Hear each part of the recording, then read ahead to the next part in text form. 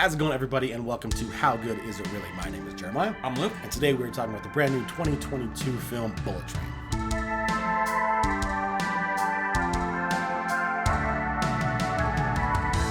Alright, my expectations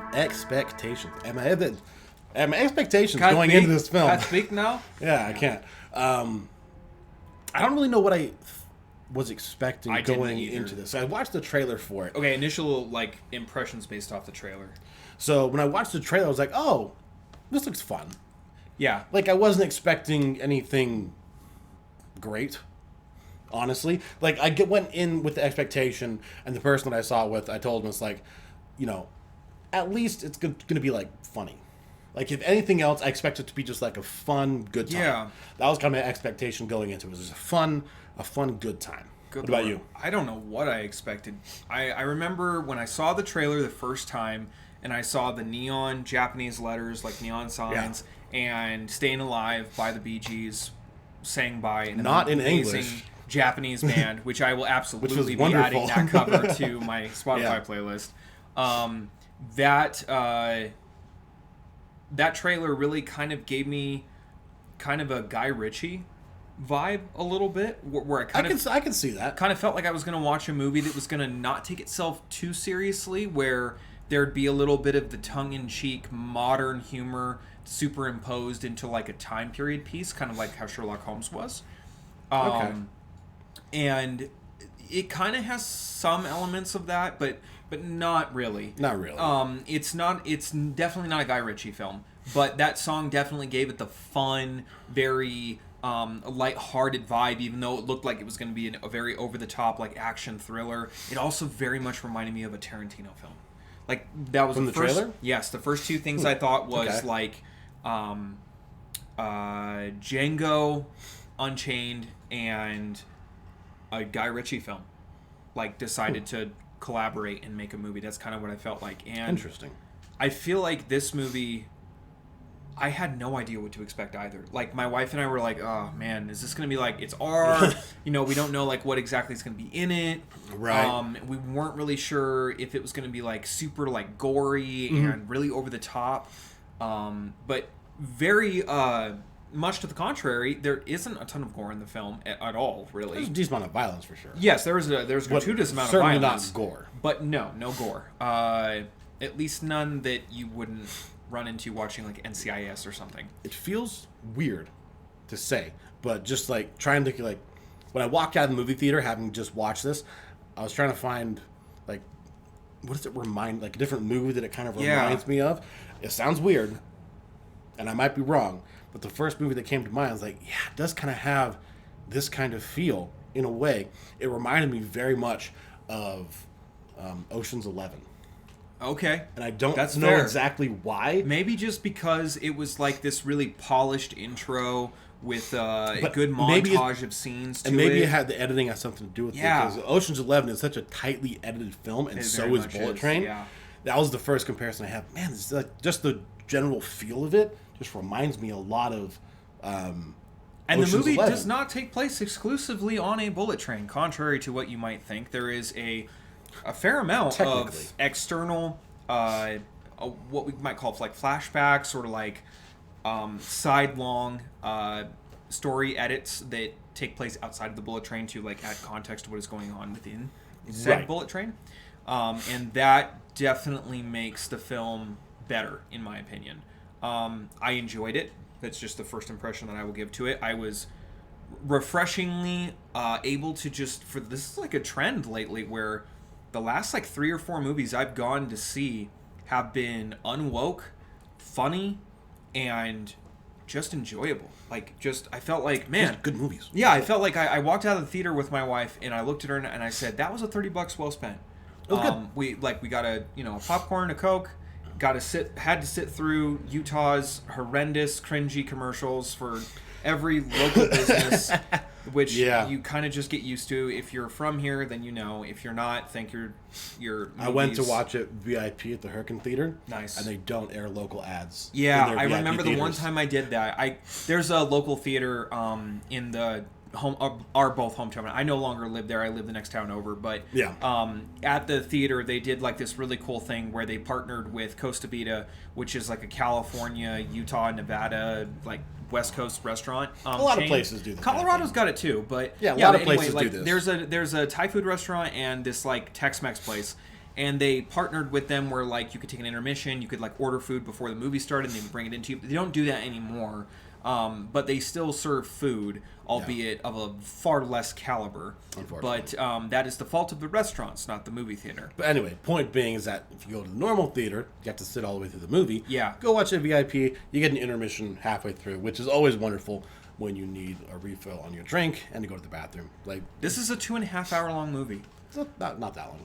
I thought we looked up the runtime It's 2 hours last and night. 6 minutes. Okay, 2 hours and 6 minutes. Yeah. Okay, that's still Pretty certain. That's a long movie, but still, it didn't feel Fair like amount. that. It was so tightly edited and so well paced that I felt like the movie ran for like maybe minute 45. I kind of agree, but I kind of disagree because Okay, go for it. I knew an intermission was coming up because the theater that I saw it in, like okay, halfway through, an hour in. Where did they cut it for we're you? stopping? I don't remember exactly Okay. where. Did they But, cut it at a good point though? Yeah, it was one of the scene transitions. Oh, sweet. Okay, so it was just like it just flowed seamlessly into the next one. All right. Yeah, but it felt longer than it actually was for me, Really? but in a good way. Not in a Right. bad way where it's like, Oh it's my dragging. gosh, like, it's get like, on with it. wow, I'm watching like so much has happened. Certainly like 45 minutes have gone by and like 25 minutes went by. Holy You know, crap, like that okay. kind of thing. Whereas it's like you just feel like so much time must have That's- passed because the movie is so dense and just keeps moving. Yeah. And the dialogue is so snappy, and they really have just incredibly well written lines where everything just works. Let's just go ahead and Yeah, we can just go through it. let's go ahead and jump into talking about some of our favorite parts about the movie. Okay, So go just for it. Like, general what terms. was like if do you want to like start from the just go from Let's beginning try to and work end? our way through it best we can. I know this is kind of just hard working to off remember memory, and we'll everything. see how well we do. Shoot, I guess we'll just start with Brad Pitt's character because that's kind of where the Yeah. movie doesn't start on Brad Pitt's character. It actually starts with a Japanese man who you aren't introduced to except by the moniker the father. Right. It starts with the father and the son in the hospital, right? Right, yes, and you learn that the son was pushed off of a roof because the father was absent. We don't know why yet. We just know that that's what happened. The grandfather shows up, who's played by I don't remember his name. an incredibly famous Japanese Yeah, very actor. well. I just don't know his name. Yeah, he's great. He does an amazing job in this movie. Really good. He's famous for The Last Samurai, the one that I'm thinking of right off the top of my head. He plays a part, Tom Cruise in that film, as the bully samurai that ends up like becoming best friends with him by the end of the film. And that is Do we know his name? We are looking. Hiroyuki Sanada. Okay. Yes. And we are introduced to him as the grandfather. And then I think there's a transition from there to maybe the bullet train. And we are introduced to the two, the twins. Are we interested in Brad Pitt next? I think so. Because we get him walking through. Yeah, so he's we on get- the phone with. So that's when we get the Sandra Bullock's montage character. where the Bee Gees song is playing as you're walking through the well-lit neon lights, this like beautiful nightlife scene in What town did we start in? What in city did we Tokyo. start in? It's Tokyo. We start in Tokyo? I'm pretty sure. Because they end in Kyoto, right? Yes, they end in Kyoto. Okay. And the bullet train goes from Kyoto to from Tokyo to Kyoto. Gotcha. But anyway, yeah, it starts in Tokyo. I'm pretty sure because it's an incredible city. The lights, the colors, and everything, and then the songs playing, and you see Brad Pitt walking, Yeah. and he just looks like such a potato. That's great. Yeah, and it really plays well to the idea. He's like talking to his handler on the phone about his therapist. His time off, and like the self improvement he's been trying Yes. to make. Like every situation is like a learning opportunity. Yeah, there's like that kind every, of vibe, right? Every conflict is an opportunity for like conflict resolution or something, and he just like consistently goes through the film like trying to apply his therapist's lessons and not be a jerk, not overreact, not be violent. Like, let his try anger and go. be, Yeah, exactly. Let some stuff go. Yeah. And in his own words, he has incredibly bad luck, and everywhere he goes, people die. And we get a nice little, a quick montage of and some people foreshadowing, dying. And some foreshadowing with the bus at the very beginning when he steps off the curb into the puddle of water and the bus goes flying by. And then he's talking to his handler, who will be revealed later on during the film. Like, we know who, like, you can tell by her voice. Yeah, it's Sandra Bullock. Yeah, played by Sandra Bullock. But I love that she does not do the stereotypical, like, just do your freaking job and then, like, hang up on him. Like, she just goes with it and just riffs off of everything he says as he's going through. She's, like, trying to be understanding and, like, totally help him through this situation. No. Yeah. It plays very, very well. It's funny. It is really funny. And so Brad Pitt's character goes to a train station. He opens a locker and gets all of the supplies that he will need for the job. When he walked to the train station, the father, who's also on his way to the bullet train, bumps into him, so he drops his key. What did he say about it? He was something about, like, trying to be... Everybody's so considerate here. Yeah, except that guy. Who, like, bumps into him, like, cusses him out as he, like, rams into him. Yeah, because he drops his keys. He doesn't have the key for the locker, so he has to, like, pick the lock for it. But right. Anyway. Then he grabs the sleeping powder, and there's, like, this whole, like... Firecrackers. I love the jokes where... The characters are in on the past, and they're like, don't do the thing that you did before. He's like, oh, but I got it right this time. Yeah, I've been working on the dosage with, like, the sleeping powder stuff. Yeah. Those are always funny to me. I don't know why. I just enjoy that. And then Take the gun. Yeah, he just looks at it and pauses in the conversation, and there's just, like, a generic handgun at the back of the locker. And she's like, take the gun. And he's like... and just, like, walks away from it. And that's a running joke throughout the entire movie of him never having a gun and needing it. And I think, where do we go from there? Does it cut to the twins at that point? I think we probably do get introduced to the twins. Man, they are like a third. Like, Lemon and Tangerine. They are like amazing. A third of the film. And that is not a bad thing. No, not at all. And I had no idea Aaron who this Taylor guy Johnson was. and Brian Tyree Henry do a fantastic job. Have wonderful on-screen chemistry together, and just suck you in from the moment you see them. Oh yeah, and it took me a second to. Me too. I was kind of lost at what's first. the word I'm looking for? It took me a second to kind of adapt, so to speak, to their accents and, like, settle in with the fact that they're both playing, like, over-the-top British villains. But they nailed it really well, and I mean it suits what they're doing wonderfully. It just took me a second to be like, okay, this is what we're doing, and here we go. The kind of, like, London street slang. It's not like a Welsh accent where it's nearly impossible to understand, like, the English that's being spoken. No, I don't know. It's very discernible. I don't know what particular accent or regional accent, if any, they were going for. I think it was just, like, maybe just mainstream London, like, just that area. I think that, like, in British culture... like, if you go for London, they always go for, like, one of two, which you go for, like, upper, like, posh London, or you go for, like, Cockney. Right. So... I'm not sure. And I don't know which one they're doing. My wife's into all of those British television shows. I'm sure she could tell me. In any case. It was not a Welsh accent, thank the good Lord, because no one would understand anything they were saying. But in any case, those two have fantastic chemistry. A gratuitous amount of swearing, which is very reminiscent of Tarantino, but it plays really well. I usually do not appreciate over-the-top swearing, but when it's done this way, where in a somewhat realistic fashion, and it's done clearly for laughs, which actually come across it's very genuine and very funny. Because there's a couple more serious films that I've watched recently that have just an obscene amount of swearing in it, where they're trying to play it seriously, but it just comes off as, like, nobody would actually kind of swear forceful. That much. To be fair, I have met some people, and, like, we all know some people that just, like, cannot say a single sentence without swearing. Like, they just can't. That's unfortunate. But anyway, these two are the heart and soul of this movie. It really feels like. Aside from Brad Pitt, they're a good third of the narrative, just the on-screen ensemble of characters that are going through the motions of the plot. It pretty much revolves around, like, those three. Yeah. So basically, whatever company Brad Pitt, like, works for, their it's company unknown. has CIA, been, like, who knows, paid, because Sandra Bullock is his handler. She has, like, a team of people that she hands jobs out to. And he replaced has been paid a guy to, like, by do the a name... snatch and grab job and go on this train and steal something, but the dude was supposed to do it was Carver. Yeah, Carver. And he got sick with the bug or something. So Brad Pitt just, like, steps in kind of at the last minute kind of thing to just do a quick job. Because the whole premise that we're given as we're like, walking through the streets in the intro of the film is just like this last minute thing, just quick, board the train, steal the briefcase. Glad to be back to you're work. Done. Thought I was gonna hate it, but I'm actually really liking this. And then he goes through the whole montage with his therapist Barry, which is really funny. Yeah. What would Barry say? Yes, exactly. Anyway, so that's the setup for like where we're actually going. And then the father boards the train at this point. I'm fairly certain that's the sequence of events. And he runs into... He's actually looking for a person. We don't know who specifically. We just know that he is looking for someone. Right. Because he's given a seat number. Yes. B4? Yes, and just straight up told to kill them. Like, that's the gig.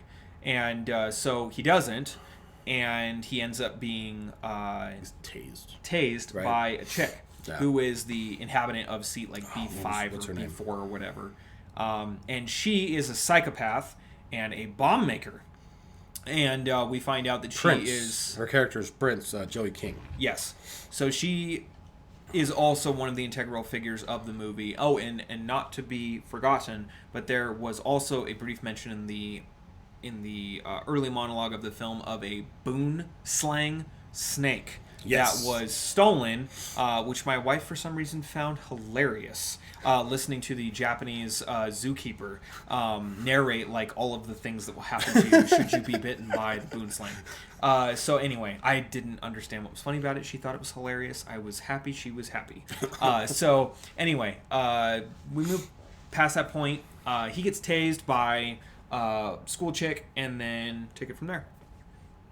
That's don't be a potato. No, the narrative. Right. So I forget the exact sequence of events, but the father at that point eventually wakes up next to the chick, and she explains wakes up next to Prince and explains to him why that she is, because the note that he had gotten was, I'm the one that pushed your son off the roof. You can come and find me on the train in seat B4. Yeah. He goes to kill her. Like Luke was saying, doesn't, because he sees her and is like, wait, that's not right. Like, this is a little that girl. Doesn't add up. And then she tases him, and then he wakes up. And she explains to him that, no, I did push her son off the roof because I needed to get you on the train. And basically now she's blackmailing him to try and help him kill White Death? Or the White Death. White Death? Is that what it is? Is that really what it is? It's the White Ghost? White Death? I think it's the White Death, but isn't the White Death like, what was that World War II sniper? White Death? Like his nickname was the White Death. Like that chick from like Serbia or something? Yeah. Maybe. I forget who. I feel like you know what I'm talking about. Yeah, I do. I know exactly what you're talking about. Yeah, it's the White Death. Okay, cool. Anyway, so they pretty much you find out. And then we kind of jump back to Lemon and Tangerine. Yes, still arguing, by the way, about Thomas the Tank Engine. Yes. Who he Tangerine Lemon is obsessed with. Brian Tyree Henry's character. Yes, the black guy is obsessed with, which his partner is getting increasingly frustrated with the constant... everything I need to know about people from Thomas the Tank Engine. And we go through this entire lecture about how all of the different engines represent all different the different personality types. archetypes of people, and how you always watch out for the diesels because they're just constantly trying to stir up the crap and whatnot. Right. So and then a dude that's sitting next to them, across the aisle on the train from them, wakes up. And which they then slide over in very Guy Ritchie fashion. Yes. To be honest, there is a lot of Guy Ritchie-esque fast-paced editing and sequences. Also somewhat reminiscent of Edgar Wright in some areas. Mm-hmm. You can definitely see some influences. And it works from very there. well. It works very well. All good ways. Yes, very. And for being such a claustrophobic set, it doesn't feel that way at all. Yeah. Because the majority of the film does take place on the train in very tight quarters. But anyway, you find out that this kid is the son of the White Death, who they have been contracted specifically by name. They were sought out, the guys who did the Bolivia job, to find the son and to bring him back along with $10 million. Because he had been kidnapped, and they were supposed to go get the son and bring back him and the ransom money that was supposed to be paid for. Arguing about how many people they've killed, and we get this hilarious, great montage about them counting. 17? Yeah, 16 or 17 people that they had to go through in order to get to him. So we get a lovely flashback, little and montage. Lemon basically just goes, the last guy was not their fault because it was just a random civilian that happened to just What about wander. the innocent civilian bystander? He wasn't our fault. Was not our fault. But like they just like mobbed through like a bunch of Yakuza to get the son back. Anyway, Brad Pitt's character, who is continuing his phone call with his handler, just riffing Browsing like the train. random crap, just going, goes all the way to the cargo compartment, looking for this little case, and he's talking about like it's going to be nearly impossible. He's doing the math on how many baggage there are on the train, like and how then, like, impossible it's going to find. Finds it like right in front of him, which Right is there. hilarious. He gets it, literally gets all the way to the other side of the train, walking past them the entire time as they're arguing about how many people they've killed. Again, wonderful editing, very good shot framing where you can see like Brad Pitt's character like walking slightly off to the side of them as they're like arguing back and forth. It gives you a wonderful sense of where everybody is at all times Yes. when they're in close proximity, and it's very useful. Yeah, it was just a great edited film. So anyway, like they come to a point where he basically tells him to go and get the case. He goes, and you see him like chucking cases like over in the window of like the separation between the cars as Tangerine is continuing to talk to the kid, and then Lemon comes back, tells him the case is missing. They go looking for it. They split up and go in opposite directions. And then I kind of forgot what happened from there, actually. Oh, no. So much the to wolf. happen We in get, this movie. The wolf shows Yes, up. we get the wolf, which is like a I don't know, it looked like a Telemundo, like, romance special. The guy who plays him is, his stage name is Bad Bunny. He's, that makes so much sense. I forget where exactly he's But we get, like, this entire, like, montage of this kid's life from, like, tragic death of his mother in Mexico to, like, him living on the streets and, like, rising through the ranks of this gang. So Bad Bunny become is a from Sicario. Puerto Rico. Okay, so become a Sicario in this gang, and then He's a pop star. That makes a lot of sense.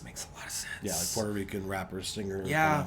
Anyway, so he finds this girl. They get married. Everybody dies at the wedding. He gets really, obviously, sad and angry and desperate to find the killer. And then he gets a contract and is told to go to Japan, looking like a mariachi assassin. he's the wearing entire what time. he wore at his wedding.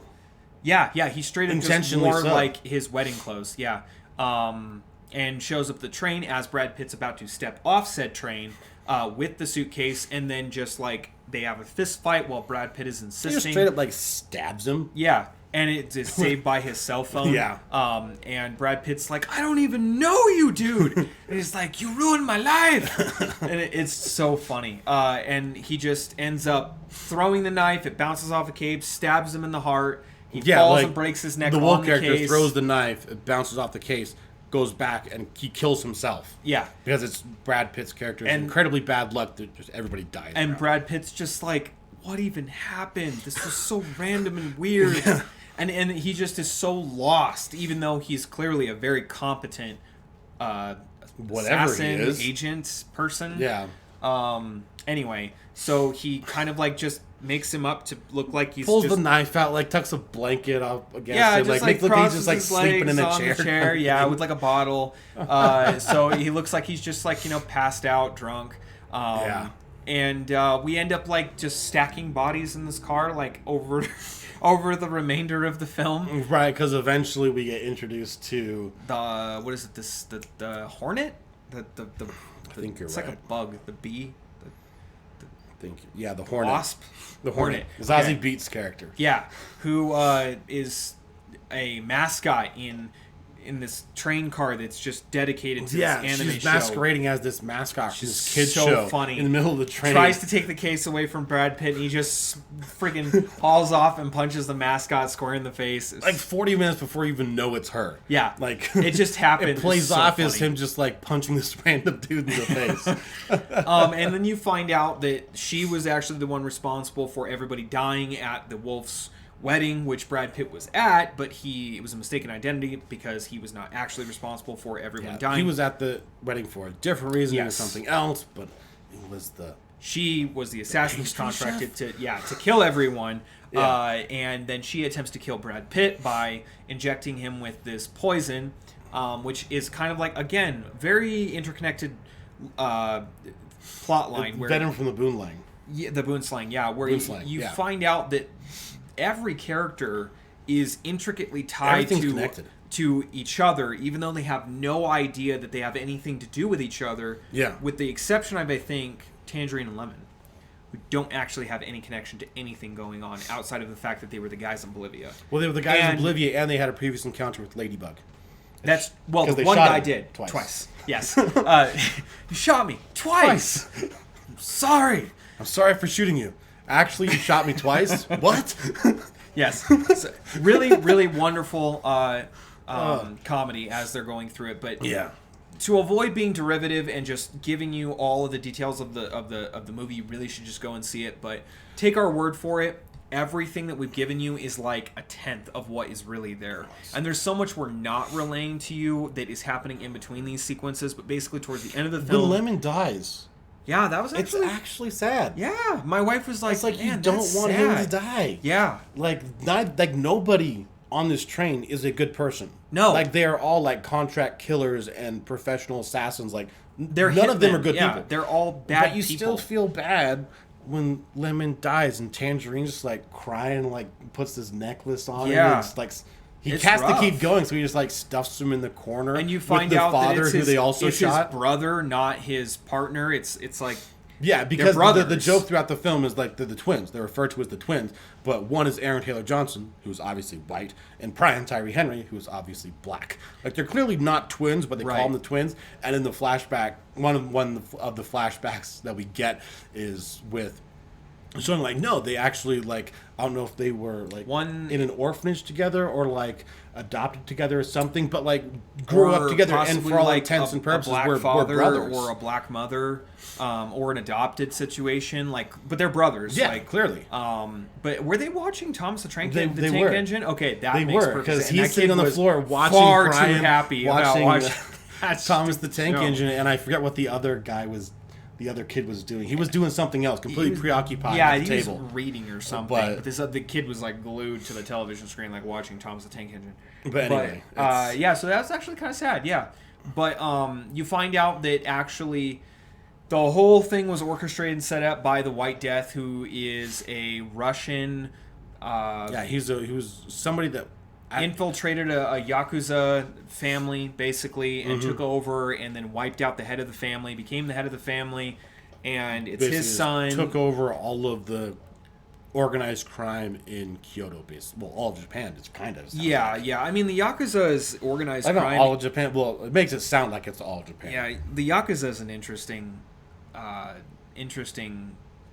discussion because they're actually publicly accepted as being like legitimate business. That's the thing, is it's like if the mafia here were like, if we still have mafia, we don't really anymore, we just have like gangs, but like when organized crime was still a thing in the 30s, the Italian mafia is like, if they were like recognized as being like legitimate, even though everybody knows that they're literal criminals. The Yakuza are kind of considered the same way. And I actually, when I was in college, I had a professor who was born and raised in Korea and Japan. He was dual citizenship between his mother and father, and he was telling us that when you're growing up in Japan, you know that the Yakuza are they're just there. Like, you know them, you know who is and who isn't. You may not know them personally, but when people get married in Japan, it's a very like, there's like a pedigree, and if you are a part of this specific like caste of people that historically have like always been associated with doing like the unclean things, the Yakuza families apparently tie their lineage back to that in some shape or form, according to my professor. And if you are associated with somebody and you don't know that they are tied to a Yakuza family, it's like really bad juju. Like, you do not want to do that. Like, it's just like this like incredible taboo thing in Japanese culture. But they're everywhere. They're legitimate business partners in major corporations, and people just kind of like just accept them as a thing. The government even like contracts with them for certain things. It's really weird, totally different from American culture completely. Yeah. But they are absolutely no joke. But anyway, in the film, they're definitely played as like being over the top. Like, I think at one point Brad Pitt or no, Brad Pitt.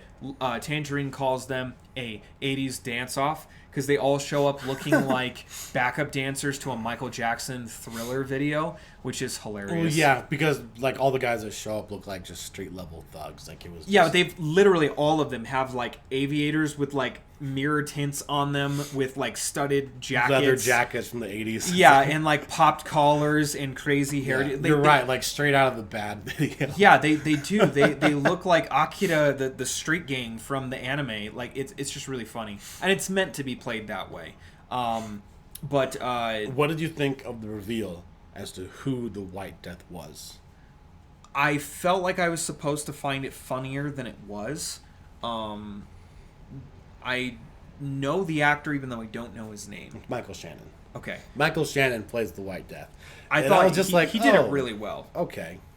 Yeah. Was my response. Like, or like I listening wasn't to the expecting two like Michael Shannon. Or like listening to the two Yakuza guys like argue like, why do we have to open the case? Like, what if there's something dangerous in the case? Like, this mask is not going to do anything. He didn't open it. He didn't open it because he knows something might happen. Yeah. Might give to us. We're expendable. Yeah, They're having like exactly. this existential crisis conversation about He's like, open their it. I want to lives and, keep like, my arms. Because the White Death is apparently like known for like taking people's arms for like no reason. If you don't, especially if you screw up, like you just lose your arms. And the one guy's like, freaking open it, man. I don't want to lose my arms. So it's just littered with just that kind of comedy where it's just surface level jokes that rely on, or they rely on layers of narrative to build the joke over the course of the movie, and it just gets better and better. Yeah. Towards the end of the film, where you literally have this like old sage grandpa that played by the Japanese gentleman that we spoke of earlier, the grandfather character. Yes, where he explains that I think it's called the Elder in the film. Yes, he explains that the ladybug in Japanese culture is like an omen for like having to carry like the seven like burdens, seven sorrows, which like Brad that. Pitt's like, I don't like want to carry this. It seven carries sorrows. the seven sorrows, so that no one else has to deal with has it. And he said it's actually a good thing I don't because want to carry the seven sorrows. After having been bit repeatedly by the boonslang, and he's for which like, he inadvertently, accidentally already got the anti-venom for. Like 10 minutes earlier, and he says like, I already got an injection of anti-venom, so I guess I'm fine, good. Probably. And he just like writes on the toilet that he like stuffs the snake into, like, don't open snake. It's his weird obsession with the toilets. Oh man! Oh, I forgot about that. Oh my gosh! He's like, yeah, if I had one in the chamber, I would smart totally toilets. use this. So funny. Yeah. It's like talking and then like has like the blow dryers. He's like having it blow his hair as he's like, you know, sitting there having a crisis as he's talking on a stolen cell phone to his handler, explaining how he can't get the case. There's people trying to kill him, and it's just he can't get off the train, and the White Death is coming for every. So do you remember how everybody was actually connected? Tangentially. The only thing that I was a little lost on was how the wolf played into the whole thing. Okay, so like Luke said, the White Death is the one that like orchestrated all of them coming together. He reveals at the end like he got everybody to come together on the train in hopes that they would like kill themselves, kill each other off, basically, including his son. You find out that he did not want saved; he wanted him dead. Yeah, he was fine with his son dying. That was actually like the plan, like kill the son, because what had happened was. The son got put in jail. The son got kidnapped or put in jail. No, the son got put in jail. That's right. And his wife went to bail him out and got hit by a professional hit. It was a professional hit, but it was a hit and run, kind of, that killed his wife, and he blames his son for that. So he actually hires Hornet to kill his son on it. So he actually orchestrates the kidnapping and the $10 million, and then he gets Lemon and Tangerine to rescue his son from this like fake real kidnapping, because they were the guys that did the Bolivia job in which they killed like a whole bunch of the White Death's men. Yeah. So they get Lemon and Tangerine to rescue his son on the train, and then he hires the Hornet to go on the train to kill his son, and then he hires the Wolf, which is a hitman from Mexico, I think, in the film. Yes. To go on the train and kill the Hornet, and the Joey King's character, Prince, is actually the daughter of the White Death, who he like actually orchestrated as well, because she was the one that was like doing something with the kidnapping, Yeah. and trying to blackmail, but it was like more stuff that he set up and like behind everything. The only part that he couldn't control was the fact that Carver got sick, because Carver, like you mentioned, was the guy that actually killed his wife. Yeah, it was a professional hit. It was Ryan Reynolds. Yeah, it was Ryan Reynolds that played Carver for all of like 2 seconds. Looking just as smug and as arrogant as he always does. Yes, it was wonderful. And it was wonderful. But he was the guy that killed his wife, which is why he got a hold of the agency, and Carver was supposed to do the job, but Carver got sick. So Brad Pitt's character is there. So he's the only one that like, and like at the end of the supposed film, to be there? when he's like walking up to Brad Pitt after the train wreck, he's like, "You're just filling in." He's like, "I'm not Carver," because Yeah. I'm not Carver, because he's about to get shot. It's like, Yeah. you got sick. You're just filling in. Yeah, exactly. Like, yeah, he was like literally just kind of wrong place, wrong time. Like everybody was supposed to be there except him. yeah. And Carver's a dick. Yeah, Carver's a douche. The whole film plays that way, and then you even get like the fastest after credit scene, which I was so thankful for, because I have had it. It didn't wait. It did not wait. I have had it having to sit through 15, consecutive slides of ongoing names of people I don't care about, because I don't. And Hey, the people that made the film, Cool. the least you can do is sit there for 5 minutes and watch it. cool. This movie, I did not care. And they immediately give you the post-credit scene, because it makes sense for them to do so, because you find out that What was the post-credit scene? Lemon having jumped off the train and killing Right. one of the Yakuza hitmen, gets into a Tangerine truck. Because Yes. what happens at the very end towards the end of the Is film. Prince gets run over by the Tangerine truck. Right, but we don't know that, because I said that's the Yes, post-credit that's the scene. little spoiler Because the thing. movie ends, with the train having like crashed, Derailed went off the and rails, crashed, crashed yeah. into this town and everything, and the White Death and Ladybug have their whole spiel together, and then the handler shows up and kind of rescues Brad Pitt, and He starts to cry, which was really funny. yeah, he starts to cry. It's like, it's really sweet. You care. It's super funny. But then they Does get maybe some accosted head trauma? by some head trauma, maybe. But Prince is there. Yes. And she's like, because the White Death is dead now, and because of She reasons starts monologuing because about how that's she's what the one in everyone charge does. now, and just like, trying to Freaking bask in her glory. just flattened by a Tangerine truck. Yeah. And we find out that it was Lemon driving the Tangerine truck in revenge for his brother having been shot in the neck, sort of at the hands of Prince. A lot of people die by accident. Yeah. Like Like, most it was people. really just that, Brad Pitt comes in, doesn't see what's going on. Lemon is about to kill the chick because he thinks that she killed his brother, because we all think he's dead at this point. Right. Which I actually thought that was a pretty cool thing they did, that where they flipped him, where you actually think he's dead, because you see her unload the revolver 3 times into his chest, and then you find out that he was actually wearing the bulletproof vest that his brother told him to wear. Yeah. And he was actually just knocked out unconscious from the bottle of water that Brad Pitt spiked and put on the table. Sleeping powder. Yeah. And then you literally get an intro to the water. It literally has its own intro. Flashback sequence with the history of the water bottle. Not even going to spoil that, because it's worth watching. This movie's totally worth watching. I'd absolutely recommend it. It is not a family movie. Ton of fun. Do not take your Not a children family. to see this movie. It's rated R, so you're don't not. Don't don't take take your kids if to you it. are that person, stop right now. Re-examine your life decisions, because your child will end up being the little douchey middle schoolers that I had to deal with when I taught in middle school, and I wanted to wring their necks. No violence. I never harmed a child, but I sincerely contemplated it on multiple occasions. Don't do this. Raise your children right. Train up a child in the way they shall go. And when they are old, they will not depart from it. Raise your children right, people, okay? Just spare them. You can handle it. They cannot. Okay, diatribe aside. It is Sunday. I am allowed to sit on the soapbox. Not a family movie, but go watch it. Very fun. I took my wife. We thoroughly enjoyed it. We loved every minute of it. It was funny. Okay. I would recommend it to most people I know as being something that they would enjoy, I think. Yeah, I agree everything you said. I thoroughly enjoyed this movie. There were a couple spots that I did not enjoy. Okay, I think I might have one or two of my own where there was a little bit of a plot hole. Right, where it's just like, wait a second. Wait, like that most of it works, but a couple times like, wait a second. Wait a second. Yeah, somebody cue that meme. The first part is, the elder had no way of knowing that his son was not dead. When he said, "My son is not dead," like he said it so matter of factly. So I'm waiting for like this reveal, like, oh, okay, they know something I don't know, like something happened. Right. No, he literally got shot and just wasn't dead. But how did he know that? How did he know that? Because they saw don't him go in the and find bathroom? him until after. It was weird.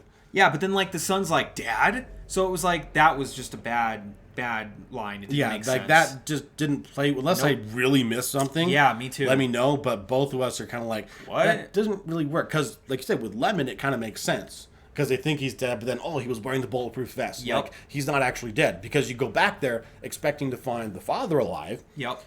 And they're both alive. Oh, okay, cool. But then, Tangerine ends up So dying the instead. other thing that didn't make any sense for me is when the fight with...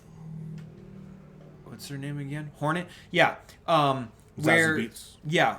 I keep wanting to call her Hunter for some reason. But anyway, when she gets into a fight with Brad Pitt's character and drops the syringe of venom onto his hand and it lands, but does not actually inject the solution of the Boonslang venom, he then takes it out of his hand and quickly just stabs it into her shoulder and actually injects her, and they both stand there staring at each other waiting to see which one of them is gonna die first. But then she quickly whips out the anti-venom and stabs him in the neck with it, and it's you were just trying to kill this dude. I'm so confused. She didn't. I don't think she didn't intentionally stab him. She totally whipped that crap out and injected it into his neck. He grabbed it.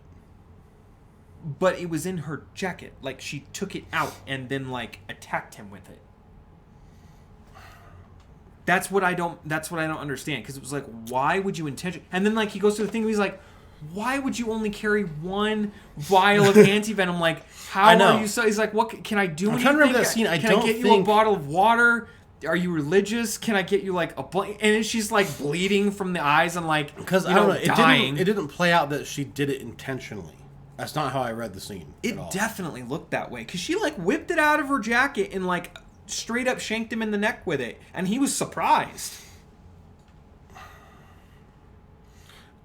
It didn't make any sense to me. I was totally lost. See, I didn't take it that way though. It looked like she's right. She pulls it out of her jacket pocket, and then he grabs it and ends up getting stabbed in the neck with it. It all happens very quickly. But did he stab himself with it? It didn't come across as intentional. Did she take it out to inject herself, and he just grabbed her hand and injected himself with it? Yeah.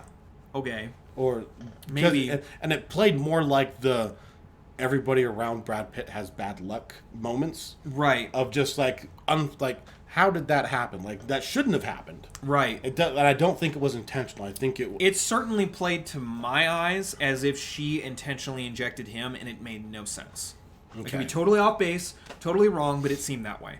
Yeah, did not look that way to me, so I didn't really. That was the only other thing that I noticed as being I didn't get it. It didn't make sense. Last thing. Okay, go for it. The speed of the train.